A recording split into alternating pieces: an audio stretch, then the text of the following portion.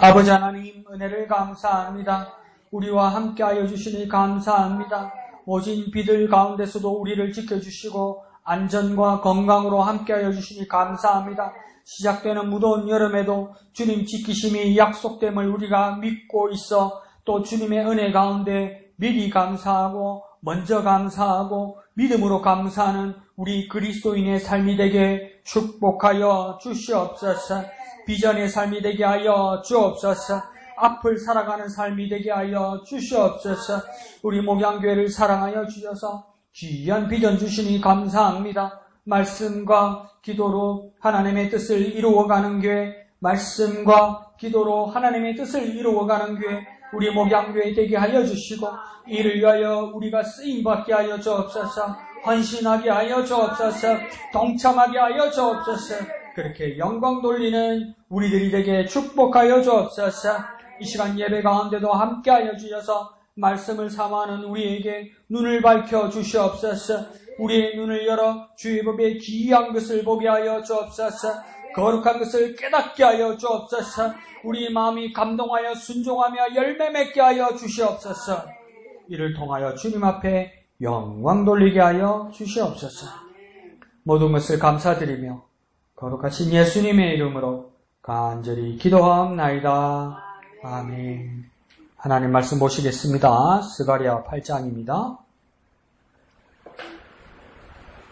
스가랴서 8장 14절에서 23절까지인데요. 오늘 첫 단락은 이희금 집사님, 두 번째 단락 이인숙 집사님, 마지막 단락 지점희 집사님 이렇게 보도록 하겠습니다. 14절에서 17절까지 이희금 집사님, 18절에서 19절까지 이인숙 집사님, 20절에서 마지막 23절까지 지점희 집사님 그렇게 봉독해 드리겠습니다. 만군의 여호와의 안 돼? 목사님. 만군의 여호와가 이같이 말하노라.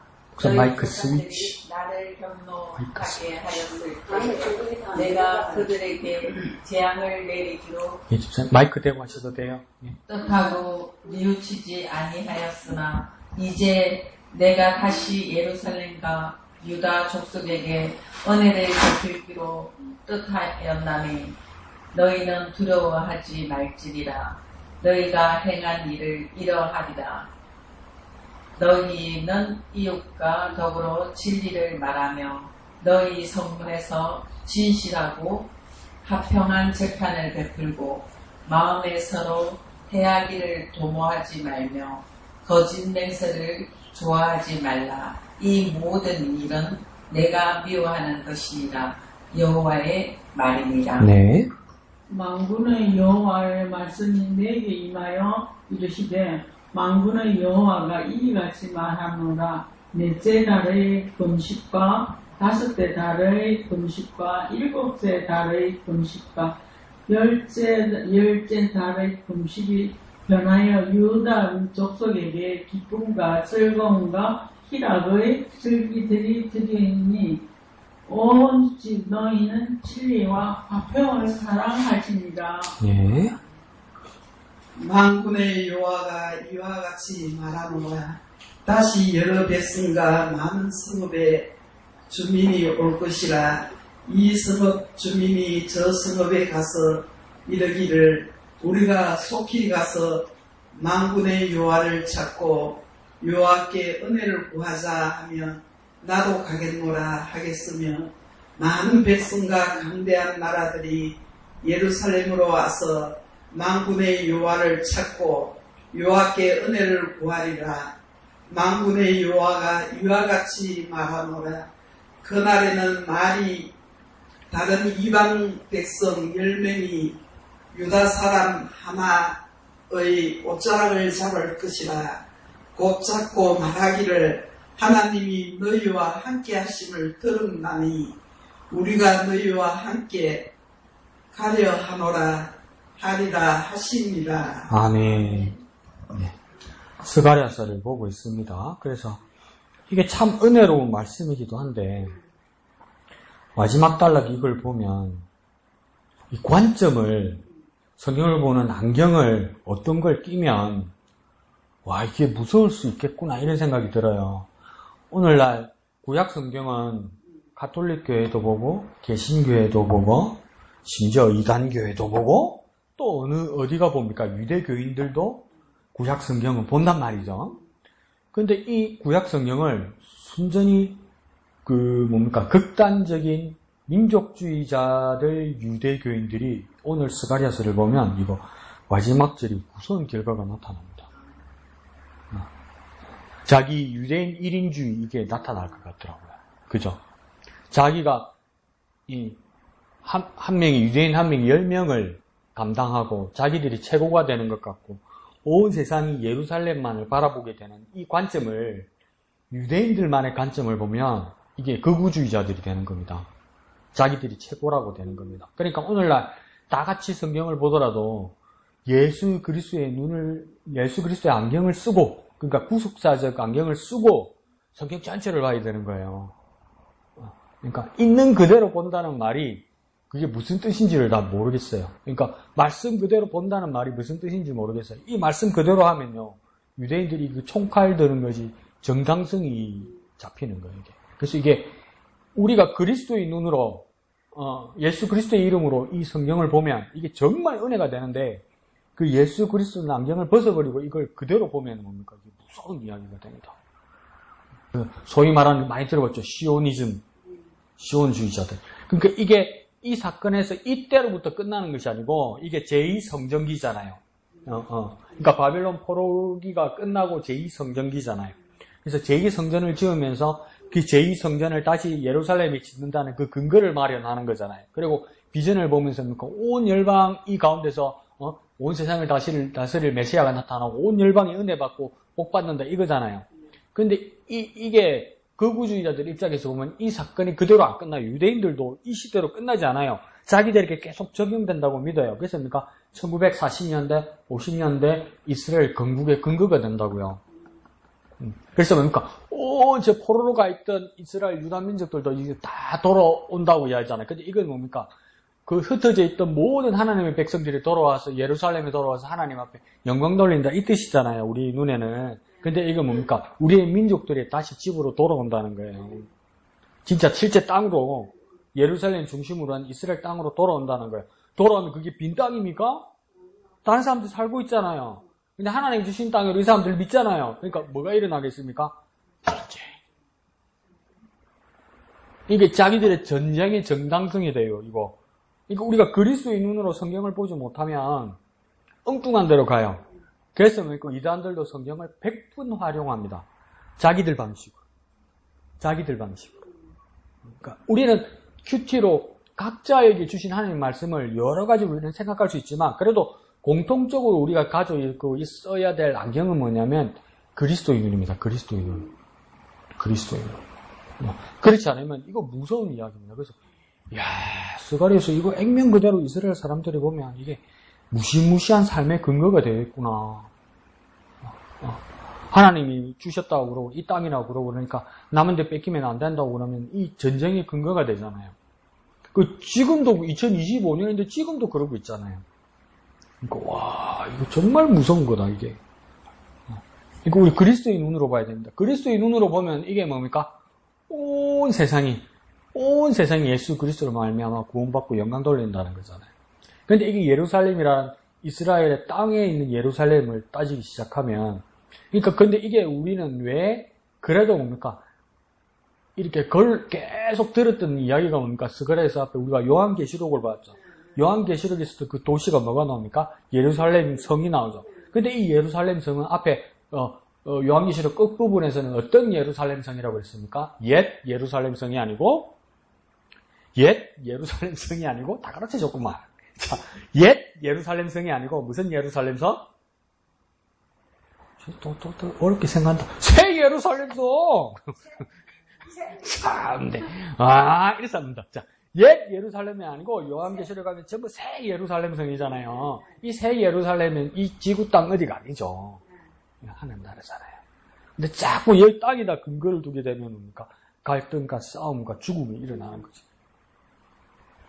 근데 이걸 우리가 요한계시록에서 읽어왔단 말이에요. 그러니까 거꾸로 역으로 스가랴에서 구약성경을 읽어도 이 예루살렘은 그림자로서 진짜 새 예루살렘을 표상한다는 걸, 우리가 상징한다는 걸 이해하잖아요. 그러니까 성경을 여러 가지를 보면서 뭡니까? 근데 우리가 읽기표를 따라 가다 보니까 어떻게 됩니까? 요한계시록을 먼저 읽었고, 그래서 스가랴서를 오해하지 않을 수 있죠. 극단주의 유대주의자들과 다르게 우리는 성경을 오해하지 않을 수 있죠. 여기 땅만을 말하는 것이 아니다. 이루어질 하나님 나라를 말하는 것이다. 이 예루살렘. 그래서 찢고 뽑고 할 일이 아니다. 죽고 죽일 일이 아니다. 이게.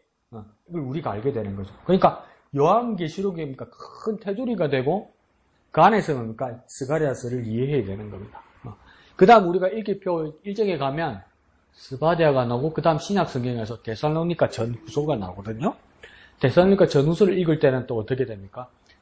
그러니까 이걸 다 연결해 보니까 요한계시록, 스가랴, 데살로니가 전후서 이거 다 보니까 이게 전체 뭡니까?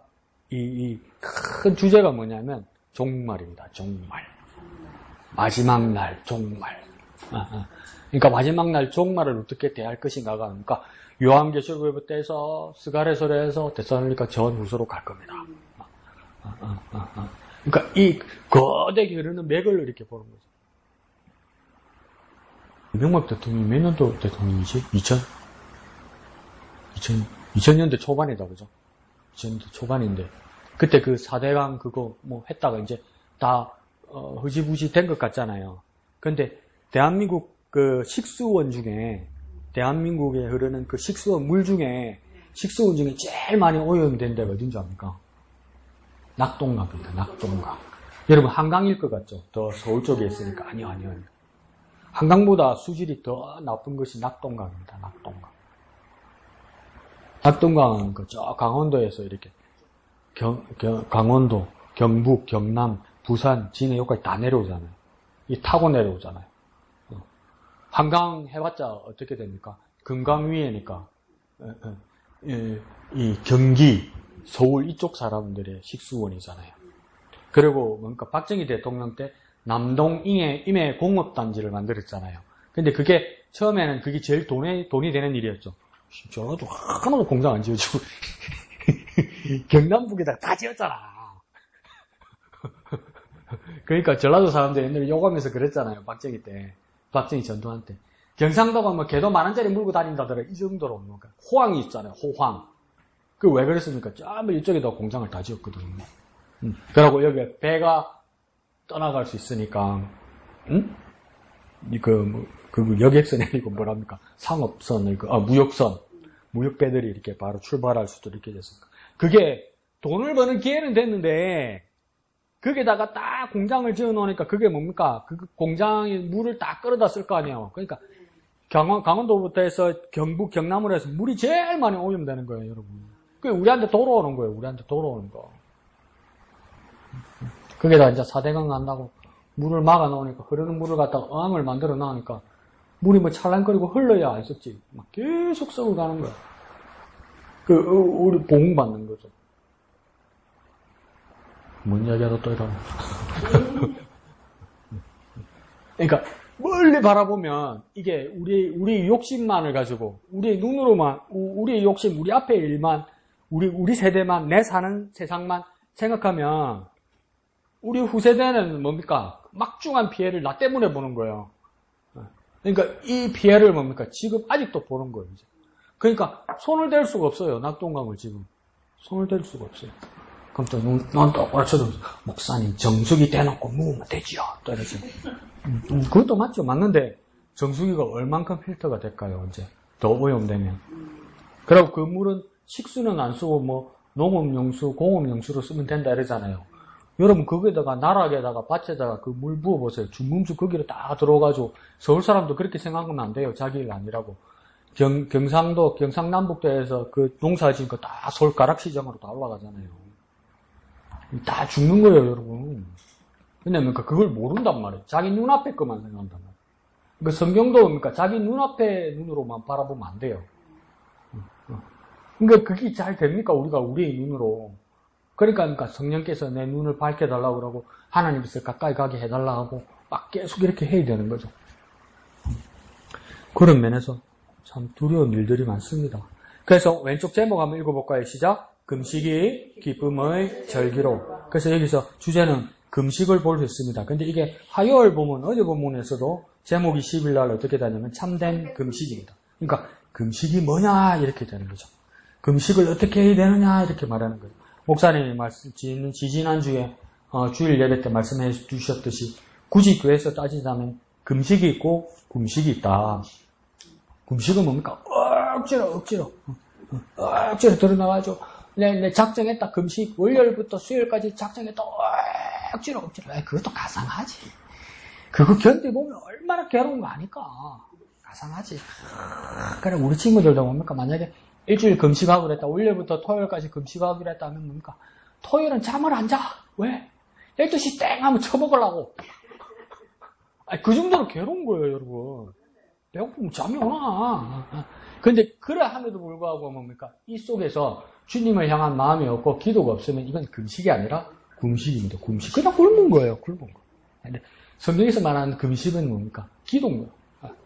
근데 이 기도, 이 금식이 우리가 생각할 때는 이 금식이 그러니까 오늘 스가랴서 7장과 오늘 보면 스가랴서 8장과 한 번 더 언급해드리겠지만 써놓으면 보십시오. 이사야서 58장 이런 데 가면 금식을 어떻게 해야 되는지를 가르쳐 주는데 정말 파격적으로 가르쳐 줍니다. 우리가 생각하는 금식하고 다릅니다.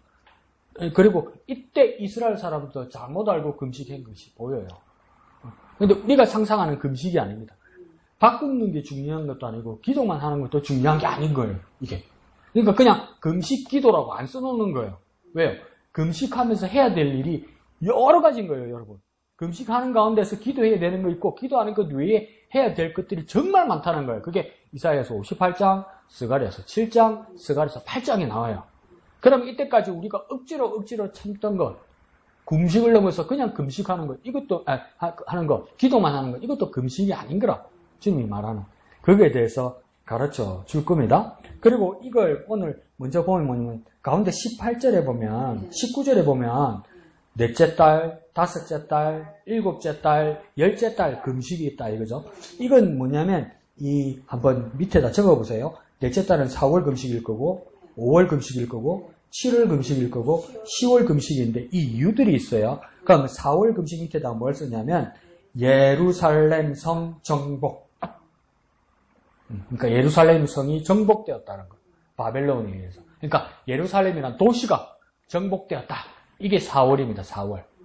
그래서 이 4월에 그날을 항상 생각하면서 슬퍼하면서 금식했다 이 말이겠죠. 5월은 뭐냐면요. 잘 적어보세요. 성전이 불탄 거예요. 성전. 그러니까 예루살렘 성 안에 예루살렘 성전이 이제 뭡니까? 말을 타고 들어가지고 하나님의 성전을 딱 불질러 버린 거예요. 바벨론. 그래서 이날을 슬퍼하면서 금식하는 것. 이게 뭡니까? 다섯째 달 5월의 금식입니다. 그 다음 일곱째 달은 누구냐면 조금 어려워도 한번 적어보세요. 사람 이름이에요. 그달리야. 이거 생각 안 나면 그냥 대강 적어놓고 뭐라 쓰냐면 당시 총독 이름이 그달리야입니다. 이게 뭐냐면 유다의 마지막 왕이 누구냐면 시드기야입니다. 근데 시드기야가 뭡니까? 아이들이 다 바벨론에 의해서 죽고 시드기야는 뭡니까? 눈이 뽑혀서 포로로 잡혀간단 말이에요. 그러니까 이 이스라엘 땅을 임시로 그러니까 통치해야 될 사람이 필요한데 그때 뭐냐면 바벨론 왕이 그달리아라는 유대인을 세워서 총독으로 세웠단 말이에요. 그래서 임시 지도자. 그러니까 바벨론이 임명한 임시 지도자. 이 사람이 뭡니까? 그달리아란 말이에요. 근데 예레미야는 이에 대해서 뭐라고 말했냐면 따르라고 했단 말이에요. 그달리아를 따르라고. 이스라엘 땅에 남아있는 이스라엘 백성들은 그달리아 총독의 지시를 따르라고요. 근데 이게 어떤 사건이 일어나냐면 이스마엘이라는 사람이 나타납니다. 그래서 사람들을 선동합니다. 선동해서 어떻게 하냐면 이 그달리아를 암살해버립니다. 암살. 그 뭐라고 거짓말인가? 이상한 말을 하냐면 그달리아는 아무 족보가 없는 사람이다. 그리고 뭡니까? 우리나라로 치면 친일파 매국노다. 그러니까 뭐냐면 조선 땅의 경성에 조선 총독부니까 당연히 없어야 되는 거 아니냐 이 말이죠. 조선 총독부의 일본 총독 그 정도 되는 사람이 그달리아다. 그러니까 나 이스마엘은 뭐냐면 왕족이다 이렇게 된 거죠. 유다시파 왕족이라고 하긴도 안 되는데 하여튼 그래가지고 그 그달리아를 암살을 해버린단 말이에요. 근데 그 다음 죽이고 나니까 겁이 덜컥 나는 거예요. 왜 덜컥 납니까? 바벨론이 임명한 총독을 뭡니까? 유대인이 죽여버렸으니까 이제 겁이 덜컥 나는 겁니까? 바벨론이 가만 안 놔둘 것 같는 거야. 암살범이라고. 잡으러 올 것 같은 거예요. 그러니까 안중근이 저 할번에서 그랬으니까 뭐 우리나라의 뭐 독립군이 경성에 가서 조선 총독을 총을 쏴서 죽였어. 그러면 조선 모든 사람들이 일치 단결해서 대한독립 만세 하겠습니까? 그게 안 돼. 왜요? 일본 군들이 있잖아요. 일본 경찰들이 있잖아요. 총독은 죽일 수도 이 총독을 쏜 독립군은 어떻게 해야 됩니까? 도망가겠지. 그런데 이스마엘이 자기가 왕이 될 줄 알았던 거예요. 그래서 그러니까 자기 사람들 유대인들을 또 몇 명을 이끌고 오니까 저 애굽으로 도망가려고 그러죠. 애굽으로. 예레미야는 애굽은 절대 가지 마라고 그랬잖아요. 그죠? 근데 애굽으로 도망가려고. 가다가 어떡합니까? 사람들 다 버리고 도망갑니다. 그래서 그 그달리아가 죽은 날이 언제냐면 이 날입니다. 7월이죠. 7월. 그래서 그달리아가 죽은 날을 생각하면서 금식을. 그러니까 그달리아를 위한 것이 아니라 내가 볼 때는 뭡니까? 이 위기를 이야기하는 겁니다. 이스라엘의 위기. 그리고 10월은 뭐냐면 10월 금식은 뭐냐면 그러니까 예루살렘 성 포위. 그러니까 이렇게 위협받는 포위. 예루살렘. 근데 앞에 4월이 뭐였습니까? 예루살렘 성이 무너진 날이었죠. 정복당한 날이었죠. 근데 10월이 왜 포위당한 날입니까? 포위당하고 멸망하는 거 아닙니까? 이렇게 보잖아요. 이거는 해가 다른 거예요. 해가. 다시 말하면 뭐냐면 2025년 4월에 예루살렘 성이 무너지고 포위는 10월에 나는데 2024년 이렇게 되는 거죠. 그 앞에 해란 말이에요. 그러니까 10월에 그렇게 쓰는 겁니다. 예루살렘 성 포위. 그러니까 4월 금식은 뭐 때문에 금식하는 겁니까? 예루살렘 성이 멸망했기 때문에. 그 다음 5월은요. 예루살렘 성전이 불탔기 때문에. 그 다음 7월은요. 그달리아 총독이 죽던 날. 그 다음 10월은 뭡니까? 예루살렘 성이 포위합니다. 근데 10월이라고 그래도 뭡니까? 앞에 해예요. 앞에 해. 그렇게 되는 거죠. 그래서 이때 사람들이 다 뭡니까? 금식을 하고 있었단 말이에요. 그런데 이게 화요일날 말씀을 보면 그 이유를 알 수 있습니다. 이게 왜 이 금식을 이야기하는 화요일날 화요일날 스가랴 7장 3절에 보면 누가 질문합니다. 만군의 여호와의 전에 있는 제사장들과 선지자들에게 물어 이르되 내가 열흘 동안 행한 대로 5월 중에 울며 근신하리까? 근신하면서 금식해야 되겠습니까? 이렇게 물어보잖아요. 이거 왜 물어보겠습니까? 이게 뭡니까? 금식했다면 그날로부터 지켜서도 한 70년 가까이 금식을 지킨 거죠. 그죠? 70년 넘게. 그러니까 1년에 4번을 이렇게 금식을 한 거잖아요. 근데 금식하니까 또 금식하니까 왜 물어보는 겁니까? 몰라서 물어보는 게 아니죠. 하기 싫은 거야, 이제. 질문에 이유가 있어. 몰라서 물어보는 게 아니야. 질문도 몰라서 물어보는 인간들이 있고 하기 싫어서 물어보는 인간이 답을 가지고 물어보는 인간이. 그러니까 이게 목사가 곤란한 게 뭐냐면요. 교인들이 목사에게 상담하러 오는데 물어보러 오는데 가만히 목사가 듣고 있어 보면요. 목사 말을 들으려는 게 아니고 자기가 답을 가지고 와. 이렇게 말해주길 바래. 근데 목사 입장에서 집사님 그게 아니고 이게 입에서 안 떨어져. 일단 누가 봐도 객관적으로 이거 이러면 안 돼. 가능성이 없어. 근데 목사님 힘들어요. 이렇게 돼야 되는데 근데 그건 아니에요. 입에 안 떨어져.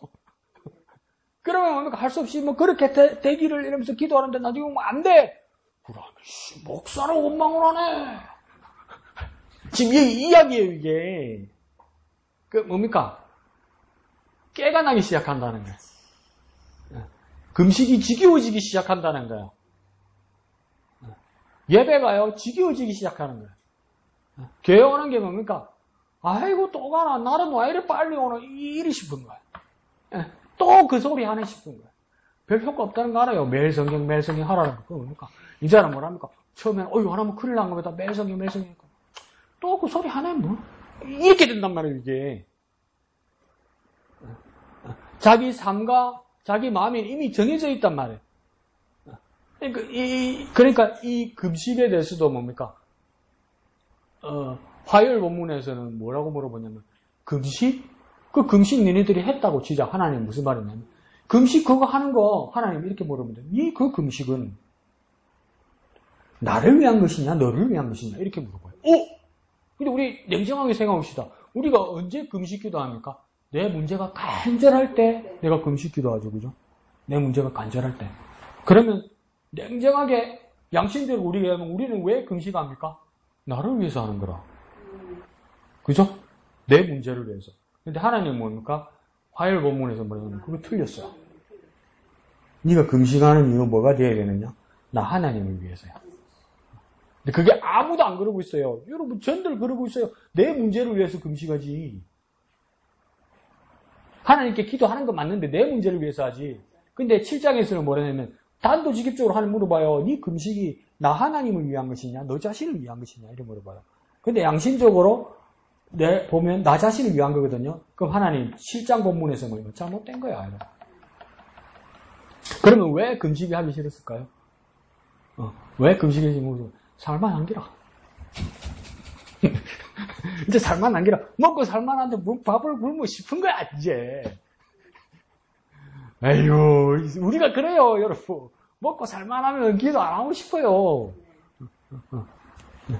그래서 뭡니까? 그다음 오늘 8장에서도 뭡니까? 또 한번 금식에 대해서 나오는 겁니다. 그런데 금식이 변하여서, 그러니까 이거 뭡니까?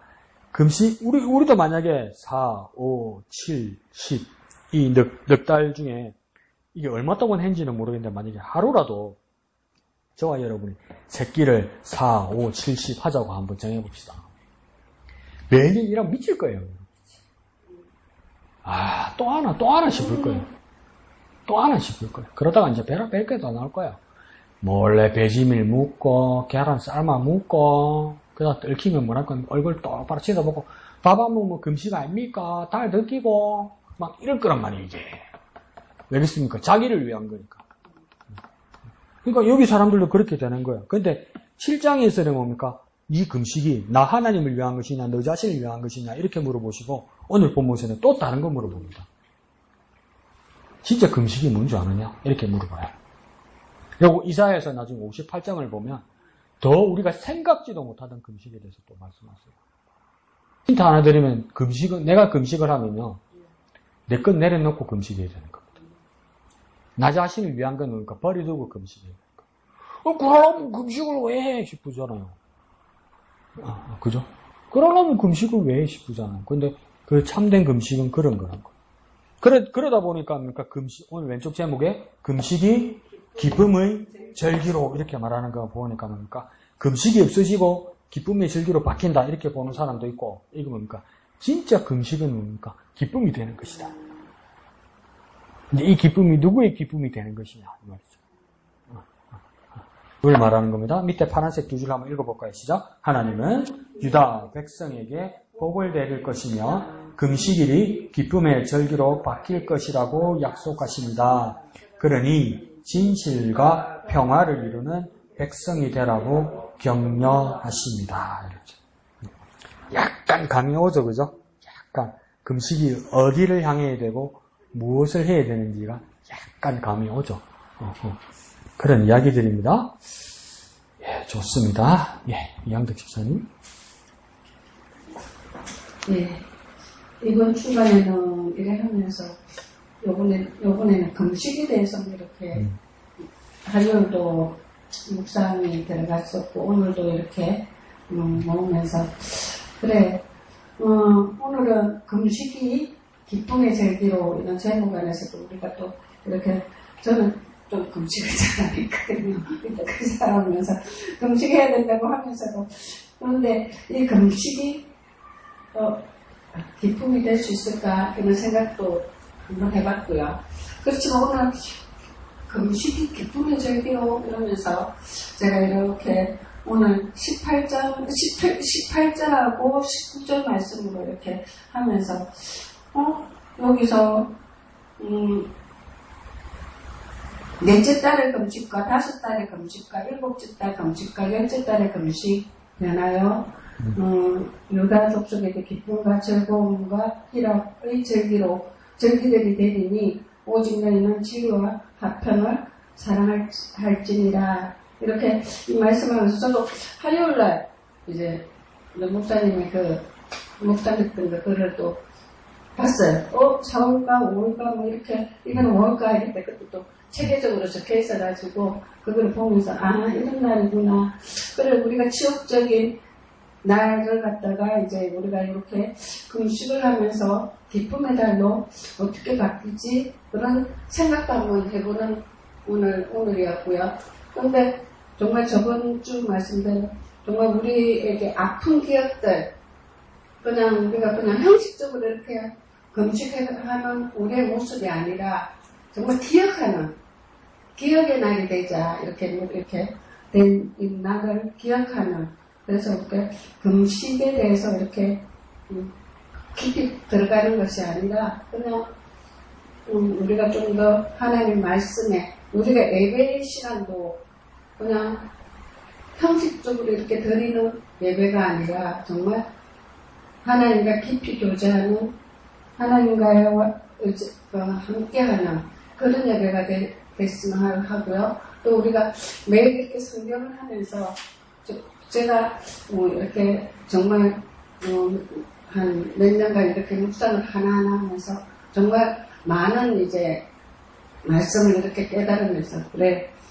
정말 묵상하면 묵상할수록 하나님과의 교제가 깊어지고 정말 하나님께서 어떻게 우리를 너무 깊이 우리를 사랑하신다는 것을 깨닫는 오늘 하루였습니다. 네, 감사합니다. 그래서 4, 5, 7, 10월 달에 이 금식이 매년 이렇게 돌아오는 거니까 이양철 집사님 말씀하신 것처럼 어떻게 따지면 기념일이다. 그죠? 기념일. 기념일은 기억하는 날이고 그리고 오는 금요일이 8월 15일이니까 80번째 광복절이다. 그죠? 광복절. 그 역사 기록을 보면요. 45년 8월 15일에 조선이 일본으로부터 해방되었다 해서 대한독립 만세 이러면서 막 태극기 막 흔들고 이래 있잖아요. 근데 그날이 8월 15일이 아닐 가능성이 많답니다. 왜 그러냐면 집에 TV 시대도 아니고 라디오도 한 지역에 한두 군데 있겠습니까? 거기다가 항복을 선언한 일본 히로히토 그 전왕이 일본 왕이 조선말로 한 것도 아니고 일본말로 했으니 라디오도 몇 개 없을 뿐더러 일본말로 하니까 이게 무슨 상황인지를 몰라요, 여러분. 그리고 일본으로부터 해방되었다는 게 이게 무슨 뜻인지도 몰라요. 왜 그렇습니까? 36년 동안 일본 밑에서 일본말 쓰면서 일본은 우리 주인이라고 이렇게 살아왔던 사람들이 거기서 해방되었다는 게 감이 안 오고 정말 해방됐을까 이런 사람도 있고 그러니까 헷갈리는 거예요. 그러니까 처음에 그게 뭐시고 이러고 있었단 말이에요. 그러다가 3일 지나고 4일 지나면서부터 소문인데 또 퍼지니까 그때부터 이제 막 만세를 불렀다는 이야기가 있어요. 그러니까 그 앞에는 상상도 못하던 일이란 말이에요. 1945년 8월달 그날도 그 앞에 날은 조선이 해방될 거라고 상상도 못하던 날이란 말이에요. 네. 근데 이 4월, 5월, 7월, 10월 금식도 그러니까 전부 슬픈 날이란 말이에요. 이스라엘에게도. 근데 매년 이걸 본단 말이에요. 그런데 만약에 지금은 거의 이런 풍습도 이스라엘도 거의 없어졌을 거예요. 만약에 이 시대라면 한 70년 지나서 이제 성전도 거의 지금은 벌써 성전 한참 짓고 있을 때거든요. 지금 벌써 스가랴 이 정도 오면 반쯤 지었을 때예요. 벌써 이렇게 지었을 당시면 어떤 생각이 들겠습니까? 70년 전만 해도 끔찍했지. 집 바깥에 총 들고 칼 들고 불 붙이려고 우리 집 울타리에 불 붙이려고 적군이 와 있는데 이러지도 못하고 저러지 못하고 그때가 우리 할아버지 때라 그때가 우리 아버지 때라 이럴 거 아니에요. 그러고 성벽이 무너지고 도시가 뚫리기 시작하니까 이 말을 타고 어디까지 들어옵니까? 우리는 감히 하나님의 성전에 구경도 못하고 그날 깨끗하게 못했거나 여자나 외국인이면 현관에도 못 들어가는데 이 이방인은 말을 타고 지성소 안까지 들어가더라는 거 아니에요. 그러고 성전 기명 같은 거 다 꺼내오더라는 거 아니에요. 우리는 대제사장 1년에 한 번 들어가고 그것도 잘못 들어가면 죽는 파이라고 우리는 벌벌벌 떨고 있었는데 그게 완전 유린 당하더라는 거 아니에요. 그래 불 싹 싸질러가지고 그래서 성전에 있는 기구들 다 가져가지고 하나님 앞에 바치는 걸 지네들 수쳐먹는데 건배하고 이러고 있더라는 거 아니에요. 그렇게 우리가 비참했다 이 말이에요. 한번 살아보려고 이제 우리끼리라도 뭉쳐서 한번 살아보자고 했는데 총독이 죽어버리네. 그러니까 바빌론에 와서 또 정벌할까봐 벌벌벌 떨면서 피난 갔던 그때란 말이에요. 피난 갔던 그때. 이걸 거의 70년 전에 생각하다 지금 70년이 지난 후에 하니까 성전이 새로 선다고 생각할 때 완전 괴리잖아요. 그때는 끔찍했고 지금은 뭡니까? 하나님 주신 것 때문에 합니까? 성전이 올라가잖아요. 그게 슬픔도 슬픔이지만 얼마나 안심되고 얼마나 감사할까요? 얼마나 다행이라고 여길 수 있을까요? 우리에게도 뭡니까? 8월 15일날 강복을 생각할 때 그 감격과 더불어 뭡니까? 80년을 넘게 독립된 나라로서 하나의 나라로서 민주공화국으로서 이 나라가 서 있는 것이 뭡니까? 얼마나 다행이고 얼마나 감사하고 얼마나 기쁜 날이에요. 그래서 뭡니까? 그 슬펐고 뭡니까? 뭘까요? 그 뜨거웠던 그날, 그 힘들었던 그날이 뭡니까? 그날이 있었다는 것을 평안과 행복한 이 나라입니까? 다시 한번 되새기를 거다. 그래서 뭡니까? 기억하고 기념하는 거예요. 그래서 처참한 3.1 운동도 정말 비참했던 6.25도 뭡니까? 현충일도 기억하는 거예요. 그때로부터 그 처참했던 데로부터 우리가 회복되어서 이렇게 사는 것에 대해서 잊지 않고 또 한 번 이런 처참한 비극을 겪지 않는다는 삶의 교훈이 일어나야 되는 거예요. 그러니까 어른이 잘 살아야 돼요. 공휴일도 오늘은 직장 안 가는 날, 오늘은 집에서 노는 날, 자빠져 있는 날, 노는 날, 어디 놀러 간 날 이것만 생각하면 안 된단 말이에요. 그럼 애들 못 배운단 말이에요. 교회도 뭡니까? 주일날 정말 뭔가 마음을 내서 정성을 다해서 하나님 앞에 예배하는 날 이걸 보여줘야 된다니까. 널브러지는 날 이러면 안 된단 말이에요. 이게 가고 싶은 거 하고 뭐 가고 싶은 거 말고 이러면 안 된단 말이에요. 그래서 뭡니까? 이 기억이 그렇게 되는 겁니다. 그래서 그 생생함이 있는데 살만하니까 뭡니까? 7장에서 계속 해야 되나요? 이러는 거예요. 그게 속마음은 하나님 야, 니 써가지를 선하게 한다 내가 이씨. 하기 싫어요. 그 소리 아니야 지금? 하기 싫어. 우리나라가 통일돼서 잘 살면 강복절 없애도 됩니까? 그러면 아저씨들은 그럴 거예요. 그 빨간 노릇 쓰면 안 되는데. 그렇게도 한다면 뭡니까? 정말 나태해지고 정말 흐트러질 거예요, 여러분. 정말 흐트러지고 나태해질 거예요. 그런 부분에서 뭡니까? 이 금식은 의미가 있었다. 그리고 뭡니까? 그래서 뭡니까? 그 금식이 변하여 뭡니까? 그때 진리와 화평을 사랑할지라 이러잖아요. 그러니까 그 금식일은 그대로 있고 그 금식일이 뭡니까? 그 슬픔으로 남아있지 않고 감사와 기쁨으로 변할 것이라는 거예요. 그러면 그 감사와 기쁨에 근거가 남아있어야 된단 말이에요. 여러분, 근거가 남아있어야 돼요. 내가 왜 이렇게 행복할까? 내가 왜 이렇게 편안할까? 내가 이 더 왜 이렇게 시원하게 있을까? 왜 38선 밑으로 북한군이 못 내려올까? 이게 다 뭘까? 우리 손주가 우리 아들들이 이 더운 데서 쎄빠지게 휴전선 눈에 불을 켜고 지키고 있기 때문 아닙니까? 정말 뭐 별의별 인간들도 다 있지만 훌륭한 공무원들이 나라를 위해서 일하기 때문 아닙니까? 이런 것들을 우리가 그러니까 마음에 새기고 깨닫고 있어야 돼. 근데 그 근거가 있어야 되는 거예요. 근거가. 몰라. 그냥 내가 운이 좋아서 그만 잘 사는 거지 뭐. 내가 70년 전에 태어났으면 내가 한 8, 90년 전에 태어났으면 고생 직사하게 했겠지. 뭐 이렇게 생각하면 안 된단 말이야. 그 근거가 있어야 된단 말이야. 근거가. 그러니까 우리도 뭡니까? 구원받은 근거가 뭐냔 말이에요. 구원받은 하나님 나라 가는 근거가 뭐냔 말이에요. 예수님 때문에 가는 거란 말이에요. 그러니까 나는 구원받은 것, 하나님 나라 가는 것 이것만 알고 있으면 안 된단 말이에요. 그러면 뭡니까? 내가 구원받는 것, 하나님 나라 가는 게 감격이 없어요. 편안하고 그냥 좋은 거예요. 그냥 내가 구원받고 그냥 내가 하나님 나라 간다는 이것만 알고 있으면, 이 결과치만 알고 있으면 나중에 어떻게 되겠습니까? 아싸 재수 이거밖에 안 돼요. 내가 재수 좋다, 운 좋다 이거밖에 안 돼요. 근데 내가 왜 구원받고 내가 왜 하나님 나라 갑니까? 예수님 때문이더라는 거죠. 예수님? 그러면 이제 조금 더 생각해보면 예수님 뭐 했길래? 예수님 뭔데? 누군데? 이렇게 되는 거죠. 예수님 뭔데? 누군데? 예수님 누군데? 하나님의 아들인데? 하나님의 아들인데 내하고 뭔 상관인데? 하나님의 아들이면 하늘에 계시는데 요 만도 왔는데 이렇게 되는 거죠. 요 문도 왔는데 요게 이쪽에 뭐하러 오는데 여기 뭐 가질 게 뭐가 있어서 하나님의 아들이 이 세상에 있는 게 좋은 게 뭐가 있어서 그러면 이제 재밌게 이 새끼 니 때문에 알고 있나 니 때문에 주님 고생했다 이거 고생 이 새끼야. 그러면서 뭡니까?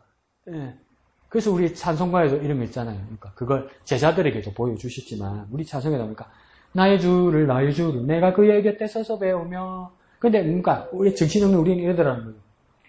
하나님 나라 가서도 뭡니까? 주님이 와 계시니 누구신데요? 이러더라는 거죠. 누구신데요? 모르니까 누구세요? 이러더라는 거예요. 근데 뭡니까? 내가 그의 곁에 서서 배우며 손에 못자국을 보아 알겠네 이러잖아요. 주님은 부활하시고 죽음에서 사흘 만에 살아나셨고 뭡니까? 모든 사람들에게 뭡니까? 부활의 모습으로 하나님의 아들의 모습으로 심판주로 가장 영광스러운 모습으로 오실 것이고 그 예표를 뭡니까? 요한계시록에서도 보여줬는데 빛나는 것과 주술 것 같고 뭡니까? 온 영광 가운데 흰옷 입은 자와 같았는데 왜 주님은 뭡니까? 다 그렇게 멋지게 영광스럽게 빛나게 계시면서 손에 못자국을 왜 가지고 계냐 말이에요. 가장 완벽하고 가장 멋진 모습이면 여기 구멍 나 있으면 안 되지. 그렇지 않아요? 우리 조그만 가시 그리고 조그만 끓기도 뭡니까? 가시 뽑고 후시딘 바르고 델벤도 붙이고 또 허들 뜬다고 뭡니까? 파상통 아이가 사면서 연세병원 응급실 들어가고 주사 맞아야 된다고 쌩 난리를 치고 흉터짐 없잖아. 자꾸 이 걱정을 하는데 우리는 흉터짐 없잖아. 이 걱정을 하는데 주님은 뭡니까? 가장 영광스러운 하나님의 아들 심판주로 오셔도 뭡니까? 손에 못자국은 그대로 가지고 계시더라는 거예요. 죽었다는 것을 그대로 가지고 계시더라는 거예요. 그럼 우리가 자유하고 행복하고 온전한 이 생명을 누리는 근거는 뭡니까? 그의 고통이라. 그의 고통이 없어지면 안 되는 거예요. 그의 고통의 흔적이 없어지면 안 되는 거예요. 그의 죽음에 뭡니까? 기억이 우리에게 없어지면 안 되는 거예요, 여러분. 신선노름에 도끼자루 쓰는 줄 모르고 신선노름하고 있으면 안 되는 거예요, 여러분. 그렇게 방탕하면 안 되는 거예요. 우리가 그것을 누리고 즐길지라도 주님이 나를 위해 죽으시고 고통받으셨기 때문에 내가 즐긴다는 건 알아야 될 거 아니에요. 그러니까 주님의 십자가, 주님이 죽으시면 여전히 기억되어야 되는 거예요. 여전히. 그래 인생이 뭡니까? 겸손하게 즐길 수 있고 겸손하게 누릴 수 있는 거예요. 그러니까 4월, 5월, 7월, 10월 몇 개는 빼주신 분 그게 아니라 그러니까 이렇게 고생한 다음에 하나님께서 우리에게 평안과 살로움을 주셨다. 이 백성들 그거 깨달았어야 되는 거예요. 그런데 이게 이제 녹아든 거라 굶는 게. 아이고 10분 이해하죠. 굶는 거 그래 많이 먹지도 않으면서 굶으라 하면 그만 서럽죠. 힘들고 막 우울하고 막 그래요. 제대로 먹지도 않으면서 또 그래요. 그래서 뭡니까? 그것 때문에 뭡니까? 내가 누리는 이 샬롬이 하나님 앞에 감사할 수 있는 거예요. 우리에게도 뭡니까? 그래서 주님의 손에 못자국이 그대로 있는 거예요. 부활하셨는데도 뭐랍니까? 제자들도 그랬어요. 우리 안 그럴 것 같아요? 주님 천국 가면 예수님 바로 알아볼 수 있을 것 같아요? 그러면 참 좋긴 좋겠는데 안 그럴 수 있는 불안함도 있어요, 여러분. 왜냐면 제자들이 예수님 돌아가시고 나서 숨어 있었잖아요. 의심하잖아. 유령인 줄. 배 위에서 풍랑이 일 때도 뭡니까? 걸어오니까 뭡니까? 그때는 예수님도 없어. 아무도 못 알아보고 전부 유령이라고 그러잖아. 그 유령이라고 써놨는데 예수님이 유령인 줄 알았다고 써놨는데 그 유령이 순수 우리말로 하면 그게 무슨 말입니까? 유령을 그래 귀신이라고 그랬다고. 하나님의 아들 저그 선생님을 귀신이라고 생각한다고. 누가? 제자가. 그럼 우리가 제자보다 잘났어야 말이지. 잘나지를 못했는데. 그러니까 예수님이 부활하셔서 제자들이 숨어 있는 곳에 오셔서도 뭡니까? 뭐라고 어떤 놈 이라고 이러니까 만져봐라. 봐봐라. 그러다 보니까 그러니까 도마가 바빠가지고 어디 갔다 오는 거야. 예수님 봤다니까 도마가 거짓말하지 말라는 거죠. 내가 도마라도 그렇지 내가 그 현장에 없었으면 어떻게 믿어지겠어요? 죽었는데 어떻게 살아난다고 믿겠어요? 같이 있었으면 모르겠는데 같이 봤으면 모르겠는데 네. 그러니까 뭡니까? 만져보라고 하잖아요. 신령한 몸으로 부활하셨고 벽으로 갇혀있고 문 닫혀있는데도 주님께서 그냥 들어오셨는데 그걸 진짜 부활하신 주님이라고 누가 믿겠어요? 그게 유령이고 귀신이지. 문장관은 여러분 기도 열심히 하면 비밀번호 안 누르고 여기 들어올 수 있어요? 정말 성령 충만하면 들어올 수 있어요? 저 이것도 부흥회 가서 막 시키면 아멘 한다? 기도 안 차서 내가 진짜 인간들 진짜 가스라이팅 사탄이 진짜 그렇게 오셨는데 누가 믿겠어요? 그러니까 예수님은 그대로 창자국과 뭡니까? 못자국 그대로 갖고 계시고. 그대로. 고난의 흔적은 그대로 있어야 됩니다. 우리가 죄인이었던 그 기억은 그대로 있어야 됩니다, 여러분. 그런 내가 하나님의 자녀로 구원받은 겁니다. 바뀐 겁니다. 그래서 여기서도 뭐랍니까? 변하여! 이랬잖아요. 변하여! 19절 가운데 뭡니까? 열째 달에 금식이 변하여! 이러잖아요. 변하여. 변하여. 그게 변하는 거예요. 나도 뭡니까? 그게 변하여! 이런 거예요. 그래서 금식의 의미가 그렇게 볼 수도 있습니다. 예, 좋습니다. 예, 목사님.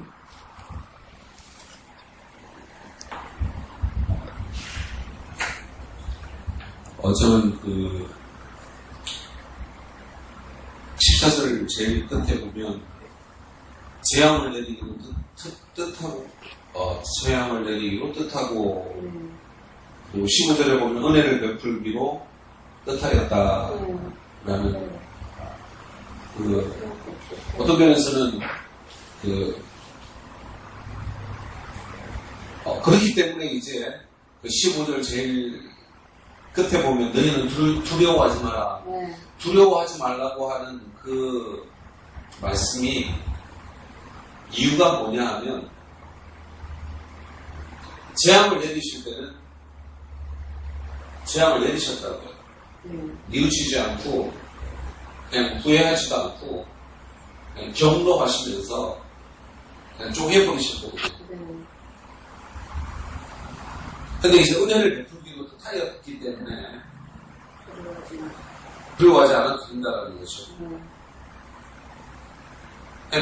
범죄했을 때 징계하기로 정하였을 때 멸망과 고난이 온 것처럼 은혜 주시기로 작정했을 때 회복과 은혜와 모든 것들, 즉 하나님의 주권 안에서 이루어질 모든 일들이 이루어질 것이기 때문에 그러니까 하나님께서 작정하시면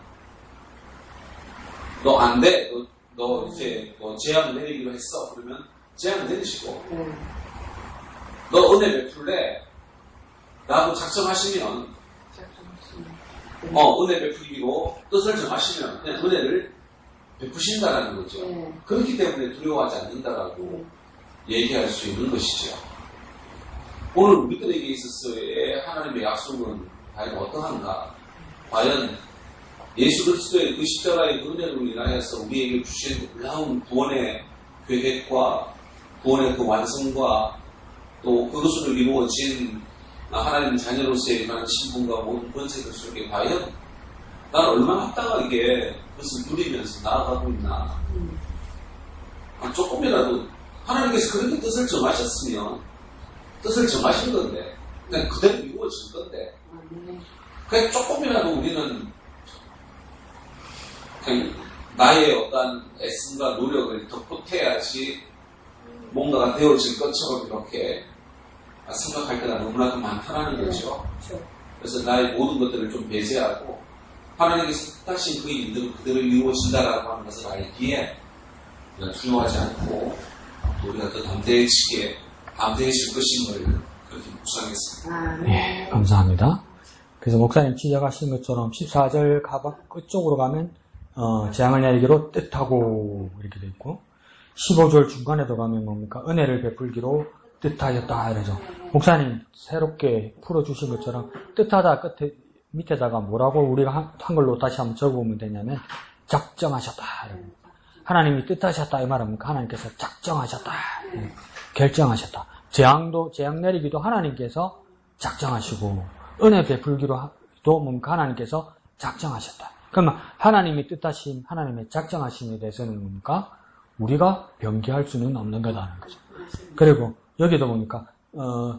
재앙을 내리기로 뜻하고 작정하고 뉘우치지 아니하였으나 이러죠. 하나님이 뉘우치지 아니한다는 뜻은 뭐냐면 이게 너무 어렵게 썼다 한국을.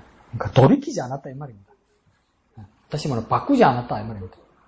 하나님께서 벌 주기로 했으면 바꾸지 않는다 이 말입니다. 뉘우친다니까 내가 잘못했네. 하나님이 그렇게 생각한다 뜻은 아닙니다. 이거 이걸 왜 한글로 이렇게 어렵게 썼을까? 바꾸지 않는다 이 뜻입니다. 그 왜 바꾸지 않느냐면 이게 무슨 말이냐? 바꿨네 은혜 주기로 이게 무슨 말이냐면 하나님께서 결정한 일에 사람이 개입할 수 없다 이 말입니다.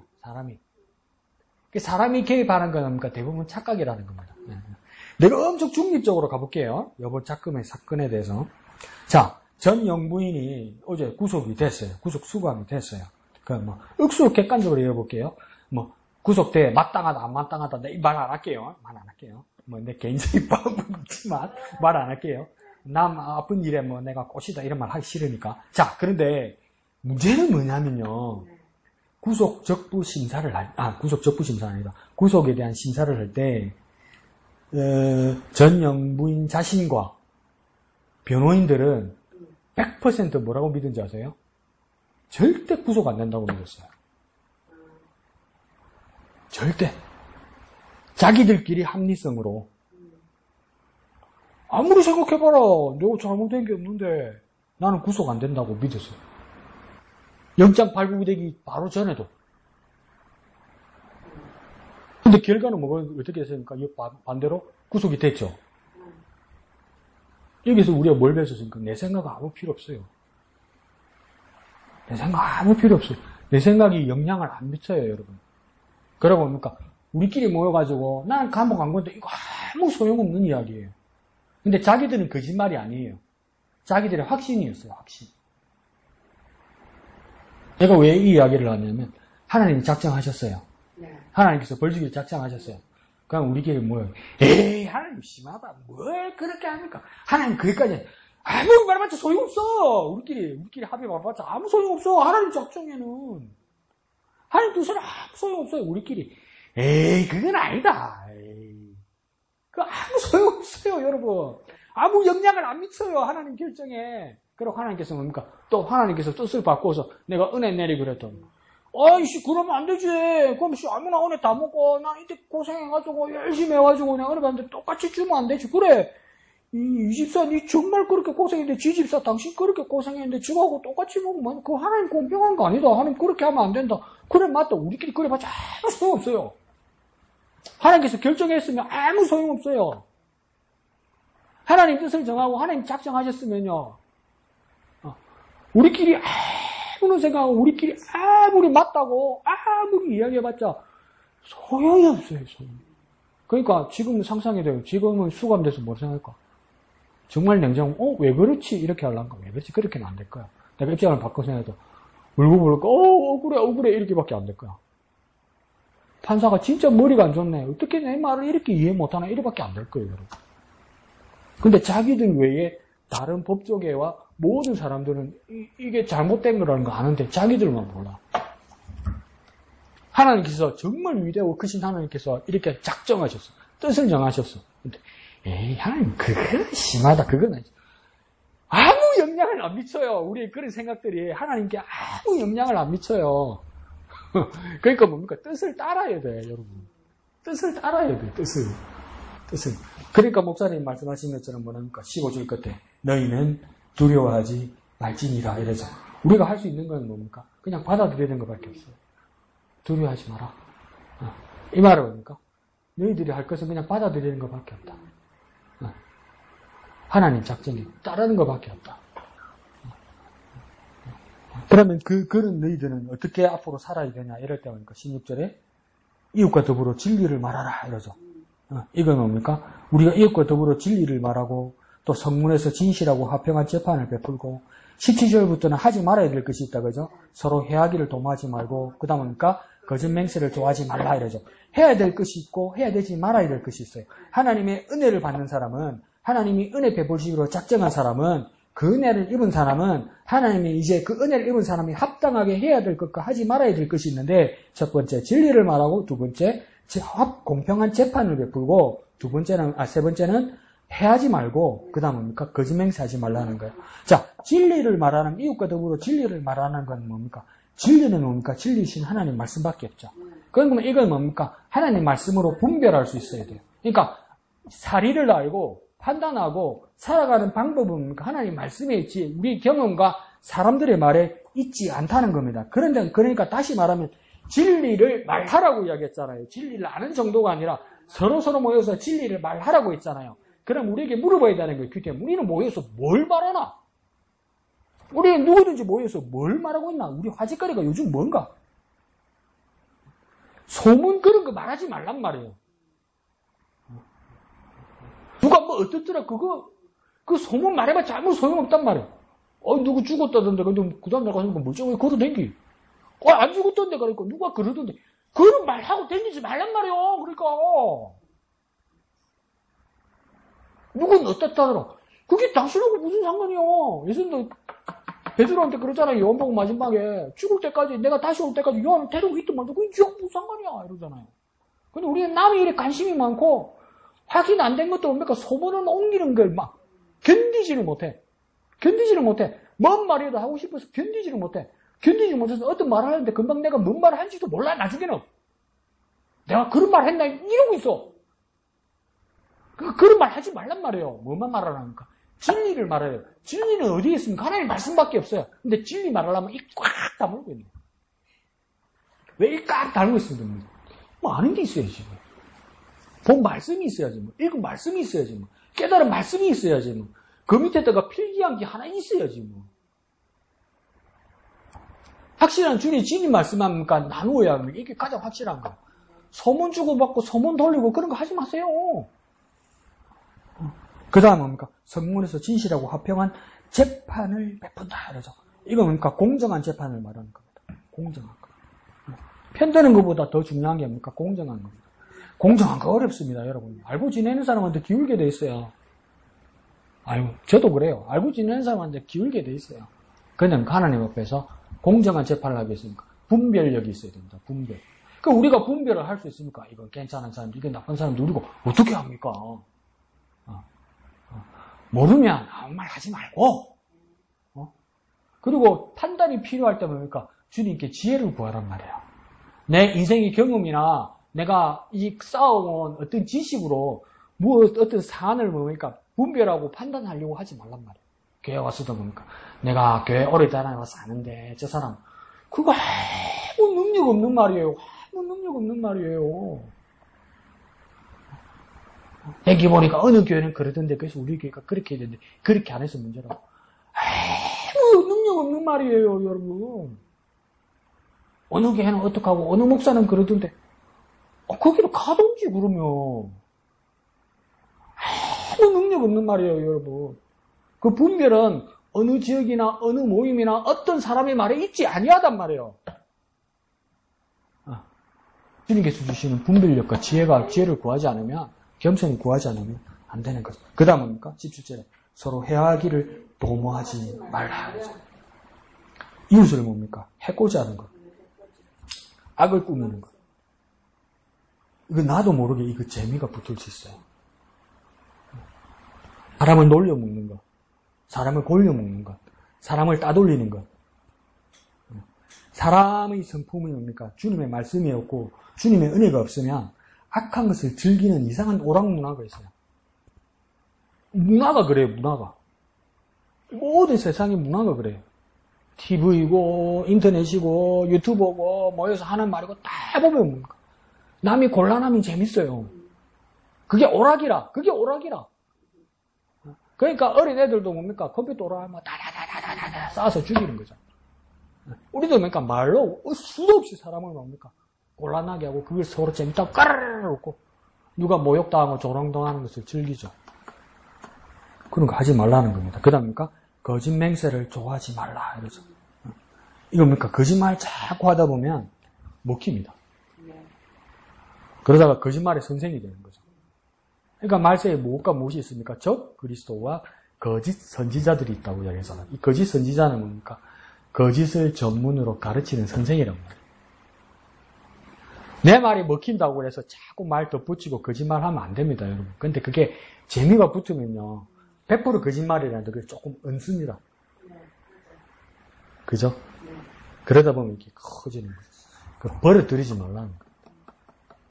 그러니까 주님의 은혜가 없으면 다 여기에 다 쏠려가게 되는 거죠.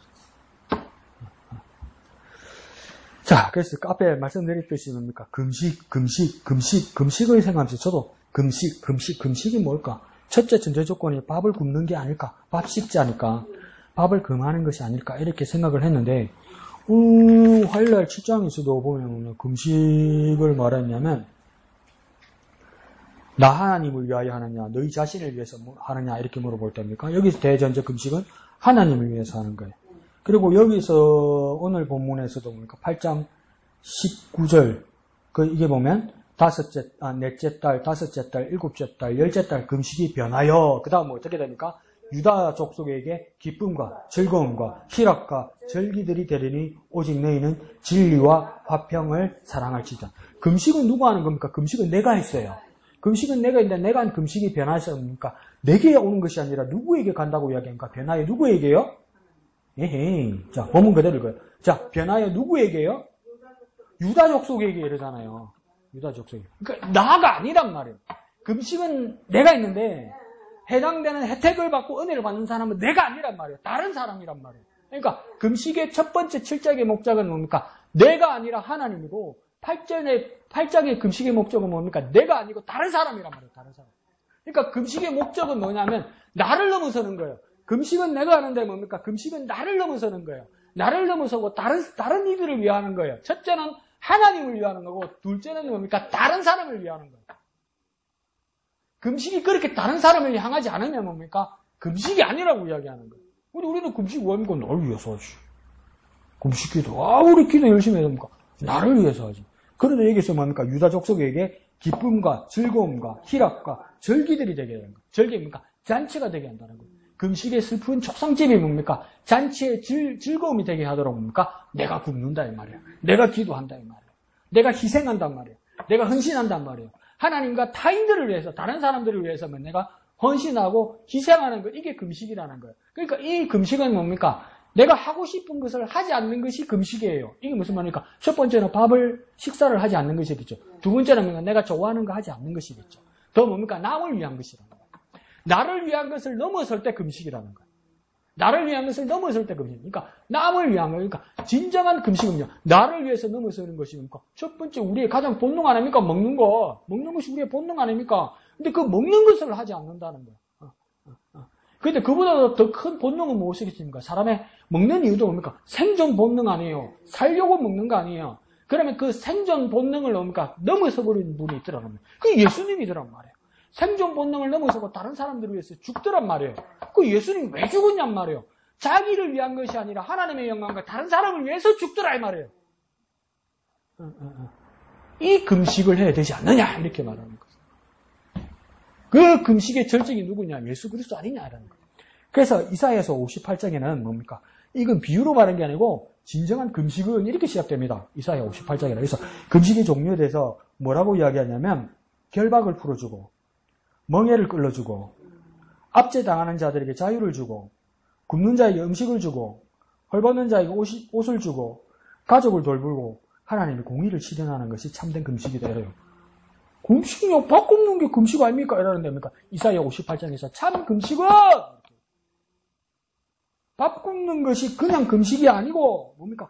결박을 풀어주고 묶여있는 사람 풀어주고 멍에 소가 막 코가 뚫려가지고 고통받고 있는데 그것도 다 풀어주고 그 다음 뭡니까? 압제당하는 사람들에게 억울하게 감옥에 있는 사람들에게 해방을 주고 굶고 있는 사람이 있으면 네 몸을 든든해라 밥 잘 먹어라 어쨌든 먹어야 돈이 없는데 무슨 밥 잘 먹으라고 그래.